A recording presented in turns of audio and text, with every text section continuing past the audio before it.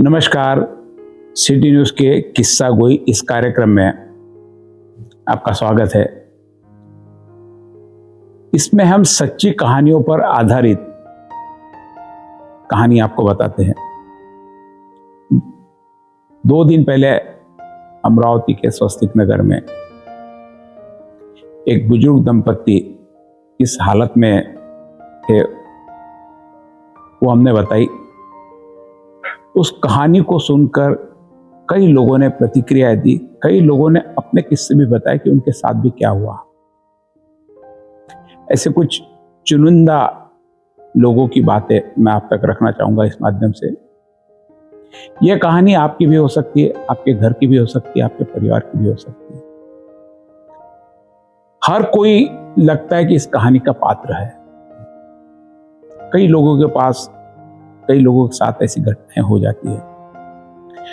आज मैं अमेरिका के उस बेटे की कहानी बता रहा हूं जो रोजाना अपनी मां से झूठ बोलता था। अमेरिका में बैठा एक बेटा हर रात अपनी मां से झूठ बोल रहा था, मां मैं जल्दी आऊंगा। लेकिन सच ये था, वो चाहकर भी इंडिया नहीं आ सकता था, क्योंकि एक वीजा स्टैंपिंग ऐसा होता है जिसका यहाँ से F1 पे जाते हैं और वहाँ पे H1B वीज़ा हो जाता है।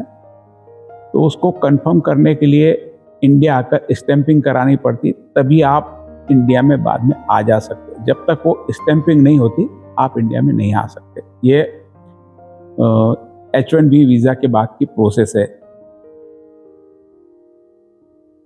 क्योंकि उसको पता था कि स्टैंपिंग की डेट नहीं मिल रही, उसे उसकी माँ से दूर रखे हुए थी। फिर एक दिन घर से एक मैसेज आया, माँ अब ज़्यादा समय नहीं है। उसके बाद उस बेटे ने जो फैसला लिया, उसने उसकी पूरी जिंदगी बदल दी। और अंत में जब वो घर पहुंचा तो दरवाजा माँ ने नहीं खोला। आइए कहानी की शुरुआत करते हैं। कभी कभी जिंदगी में इंसान 2 देशों के बीच नहीं, 2 मजबूरियों के बीच फंस जाता है। एक तरफ सपनों की नौकरी और दूसरी तरफ मां। अमेरिका के टेक्सास शहर में दिसंबर की बर्फीली रात थी। सुबह के 4 बजे थे। रोहन अपने लैपटॉप के सामने बैठा लगातार US visa scheduling website refresh कर रहा था। F1 से H1B पर रोहन पिछले 4 साल से अमेरिका में नौकरी कर रहा था। बड़ी IT कंपनी, अच्छा पैकेज, शानदार जिंदगी। लेकिन पिछले 2 महीने में उसकी जिंदगी एक स्क्रीन पर अटक गई थी। No slot available. भारत आने के लिए उसे H1B वीजा की स्टैंपिंग की जरूरत थी और दिसंबर से लगातार स्लॉट बंद पड़े थे। ये इस साल की कहानी है। दिसंबर के बाद में अमेरिका सरकार ने वीज़ा पर बहुत सारी पाबंदियां लगा दी। वहाँ पर लोगों पे आने जाने की पाबंदियां है, स्लॉट्स नहीं खुल रहे हैं। ऐसे एक नहीं, हजारों लोग जो इंडिया आना चाहते हैं वो अटके हुए हैं, वे आ नहीं पाते। नौकरी का भी मामला है। हर दिन हजारों लोग वेबसाइट खोलते हैं, टेलीग्राम ग्रुप्स में मैसेज आते हैं, व्हाट्सएप ग्रुप में मैसेज आते हैं। लोग पूछते हैं, क्या मुंबई का स्लॉट खुला, दिल्ली का ड्रॉप बॉक्स आया, चेन्नई की कोई डेट दिख रही क्या? लेकिन हर बार यही जवाब, नो अपॉइंटमेंट अवेलेबल। उसी बीच नागपुर में उसकी माँ माधवी की तबीयत अचानक खराब रहने लगी।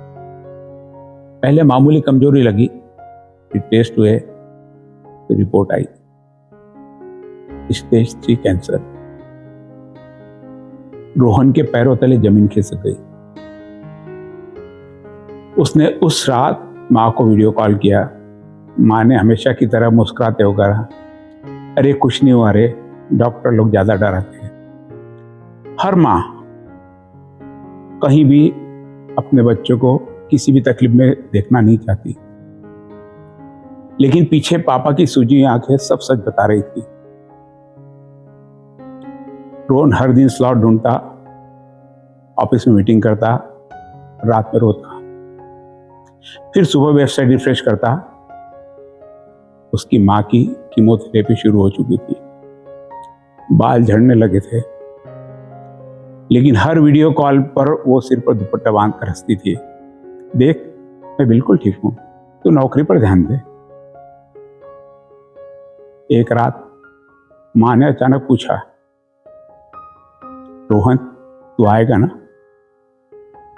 उस सवाल ने रोहन को अंदर तक तोड़ दिया।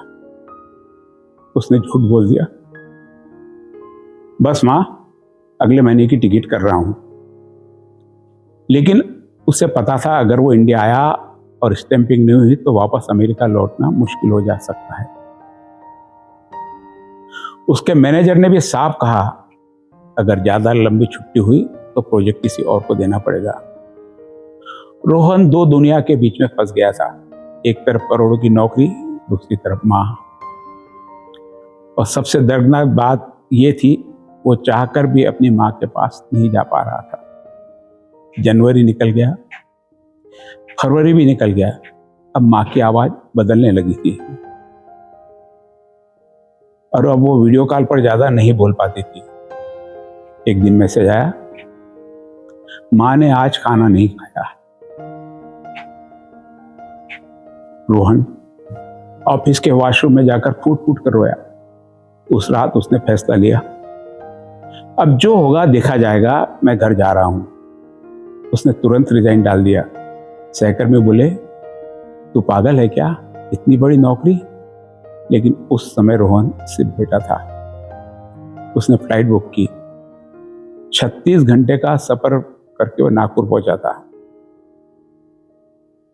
घर के बाहर रिश्तेदारों की भीड़ थी, सफेद चादरें बिछी थी और दरवाजे पर चप्पलों की लंबी लाइन। रोहन का दिल जोर से धड़का। भागता हुआ अंदर गया। दीवार पर उसकी मां की तस्वीर लगी थी, जिस पर ताजा फूलों की माला टंगी थी। रोहन वहीं जम गया। उसके हाथ से बैग नीचे गिर गया। पापा धीरे धीरे पास आए, आंखों में आंसू थे। उन्होंने कांपती आवाज में कहा,